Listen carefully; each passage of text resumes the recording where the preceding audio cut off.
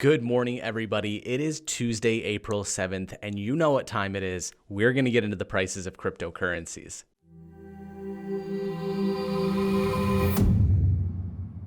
We are up all across the board today. Cryptocurrencies had a massive day. Let's jump right into Bitcoin, up 4.8% at $7,276.12. Ethereum crushing everybody, up 15% in the last 24 hours at $169.95. Dash following suit with Bitcoin, up 4.5% at $72.17. And Litecoin hitting 10% over the last 24 hours at $45.49.